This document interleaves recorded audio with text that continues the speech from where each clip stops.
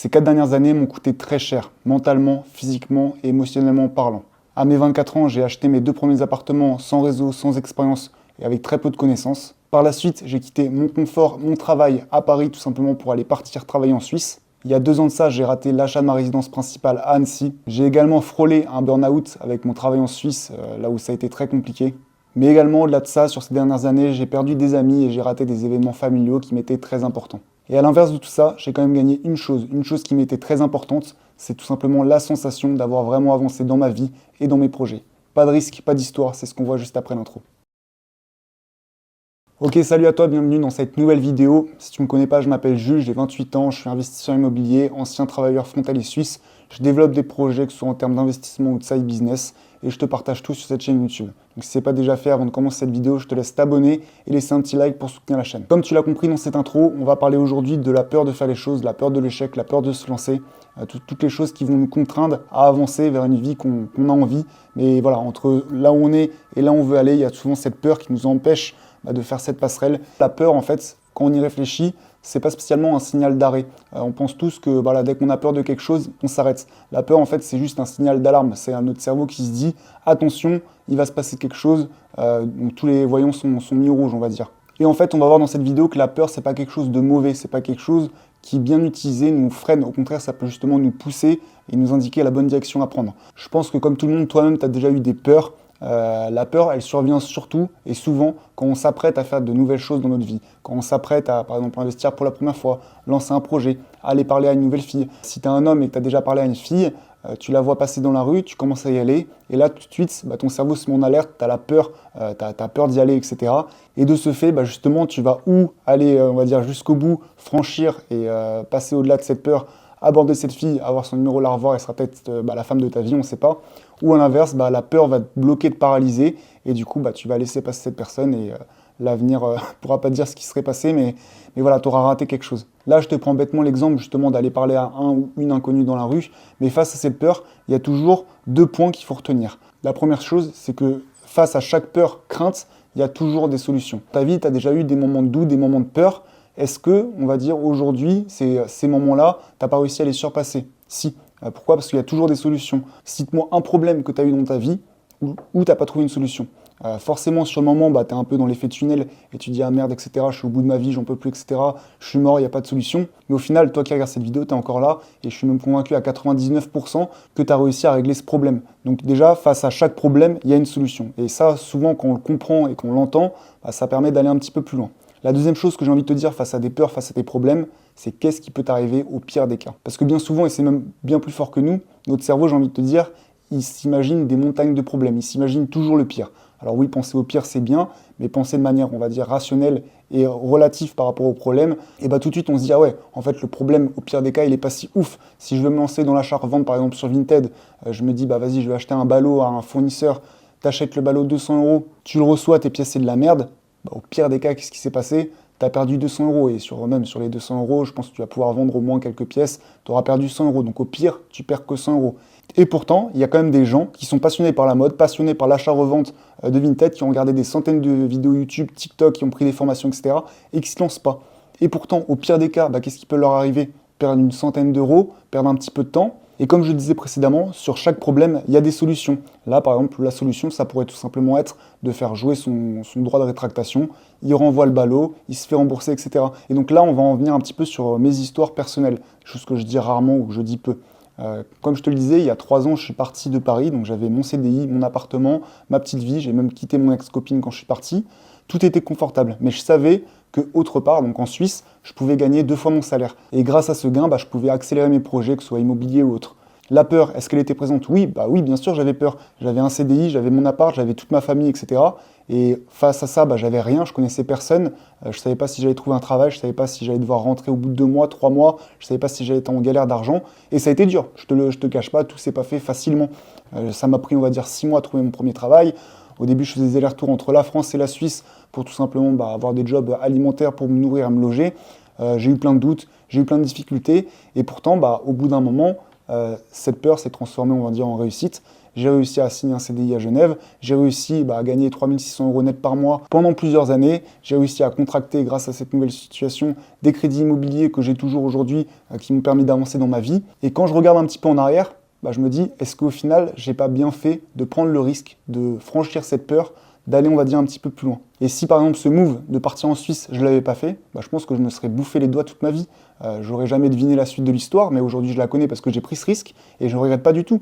Aujourd'hui, 3 ans après la Suisse, je suis là, à Paris, avec ma famille.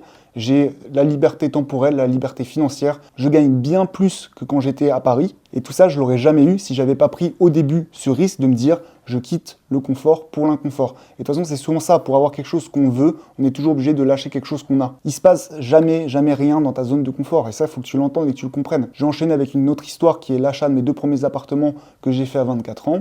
À 24 ans, pendant longtemps, je m'étais privé. Donc pareil, j'ai pris des risques. Au lieu de m'acheter une Mercedes, j'ai préféré mettre cet argent-là, 17 000 € dans un apport immobilier. Je ne savais pas forcément ce que je faisais, si c'était bien ou pas bien. J'avais pas de réseau, pas d'expérience, pas de conseils. Personne pour me dire si c'est bien ou si c'est pas bien. Que des gens, que ce soit des collègues ou de la famille, par bienveillance ou non, qui me disaient non, mais c'est trop risqué, le fais pas, etc. Qui avaient peur pour moi.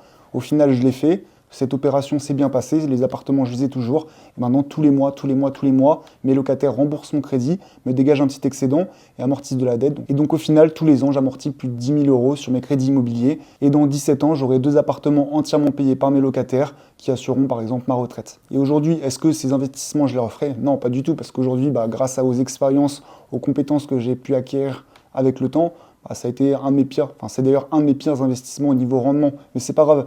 Aujourd'hui, ça tourne quand même et c'est mieux que rien. Et au final, je préfère faire que m'imaginer le faire. Parce que quand tu t'imagines, il n'y a rien qui se passe. Comme on le dit, un imbécile qui marche ira toujours plus vite qu'un génie qui réfléchit. Et en fait, ça fait sens. Si tu fais rien dans ta vie et que tu passes ton temps à ruminer, planifier, à réfléchir, à attendre le bon moment, il ne se passera rien. Là où, si tu t'étais dit, je suis pas prêt, mais je me lance, j'ai peur, mais au pire, qu'est-ce que je risque? Pas grand-chose, souvent.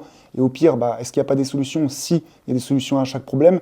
Et tu avances petit pas par petit pas. Chaque mois, chaque année, tu avances. Tu achètes un bien, 2 biens, 3 biens, 4 biens. Là, on parle de l'immobilier, mais c'est pareil pour plein de choses. Si tu veux faire de la création de contenu, tu te dis, tiens, j'ai pas une bonne caméra, j'ai pas un bon micro, je vais me faire juger par mes potes, machin. On s'en fout, on s'en fiche. Au pire, qu'est-ce qui peut se passer? Au pire des cas, la solution, c'est que tu supprimes ta vidéo. Au mieux, ça marche et du coup, tu continues dans ton projet. Est-ce qu'il y a des risques? Non, pas vraiment. Est-ce qu'il y a des solutions? Oui, tu bloques tes potes sur les réseaux que tu es en train de développer. Mais voilà, ça s'applique à tout. Il y a toujours des peurs face à un projet, mais les peurs peuvent se faire écraser, comme je le disais, par une rationalisation de la situation. Pour encore donner un 3e exemple, là actuellement, je suis en train de lancer un petit side business, un petit business passion. Est-ce que ça va marcher? Au moment où je te parle, j'ai encore fait 0 vente. J'ai juste contacté mes fournisseurs, commandé des pièces, etc.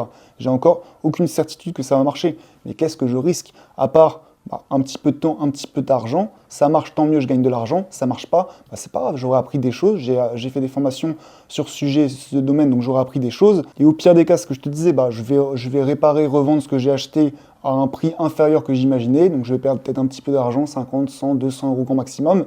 Au mieux, je vais gagner 200, 300, 400, 600 €. Et comme tu le comprends, je passe pas 3 ans à me dire, tiens, est-ce que ça va marcher? Non, en mode, je me lance, j'essaye, j'améliore avec le temps, et après on verra. Après voilà, on va pas s'imaginer des problèmes qu'on n'a pas aujourd'hui. On avance step by step. Je pense que c'est bien d'avoir une vision, mais je pense que c'est bien d'avoir des actions aussi. Si tu essaies de tout programmer sur 40 km, c'est le syndrome des feux verts. Si tu attends que les feux verts soient allumés pendant 40 km pour commencer à rouler, tu démarres jamais au final. Petit pas par petit pas, marche par marche, tu avances, tu commences à faire les choses. Toutes les personnes inspirantes que je vais te citer là par la suite ont un point commun. Il y a un jour, ils ont pris, on va dire, leur couille et ils ont osé sauter dans le vide. Ils ont osé faire ce que les autres n'ont pas fait. Je prends le cas de J.K. Rowling. Je le dis sûrement mal, mais c'est pas grave. Créatrice d'Harry Potter. Elle a subi une dizaine de refus via des maisons d'édition avant que la 13e, 14e accepte de créer et publier son livre. Et après, tu connais la suite, Harry Potter, un des livres les plus vendus dans le monde. Je vais prendre également l'entrepreneur Jeff Bezos, que tu connais sûrement. Il a quitté son taf qui était à Wall Street, donc je pense, j'ai pas les détails, mais un job très bien payé, confortable, pour lancer Amazon. Tout comme moi, je fais une référence directe, indirecte, j'ai quitté mon travail à Paris pour partir en Suisse. Et au final, Amazon, aujourd'hui, c'est un énorme mastodonte qui vaut des milliards, et c'est une des personnes les plus riches sur cette terre. Dernier exemple qui va te parler, Michael Jordan, viré de son équipe de basket au lycée. Et pourtant, il n'a pas lâché, il s'est accroché, il a cru en lui, il est allé au-delà des peurs, au-delà des risques. Et aujourd'hui, ça a été un énorme joueur de basket. Ça a été tout simplement un grand artiste. Enfin, il est parti dans plein de domaines. Mais toutes ces personnes-là, et j'ai envie de te mettre même dans le lot, toi qui vas te lancer demain, il y a un moment, ils ont accepté de sauter dans le vide. Ils ont accepté de confronter un petit peu leur peur. Et comme on l'a vu, on parle de peur, mais tout est relatif. Tu risques pas grand-chose à essayer d'aller investir dans ton premier bien immobilier. Tu risques rien d'aller essayer tout simplement de parler à cette fille qui te plaît. Tu risques rien de lancer ce petit business que tu as envie depuis des années, mais voilà, tu n'oses pas te lancer. Aujourd'hui, toi qui me regardes, tu dois facilement avoir entre 20 et 35 ans. On est jeune, on a le temps de refaire de l'argent, on a encore beaucoup de temps pour retenter des choses si ça ne marche pas. On risque rien, il n'y a rien. Pourquoi tu ne te lances pas? Tu veux une vie un petit peu exceptionnelle, qui sort des sentiers battus, qui est différente de la majorité, on va dire de la masse. Là, forcément, tu vas devoir sauter dans le vide. Tu vas devoir prendre des risques, tu vas devoir sortir de ta zone de confort. Tu vas devoir faire des choses qui ne sont pas spécialement agréables, mais qui vont te permettre d'avancer. Au pire des cas, tu apprends des choses. Au pire des cas, tu avances, tu rencontres du réseau. Au pire des cas, tout simplement, tu gagnes de l'argent parce qu'on parle des mauvaises choses.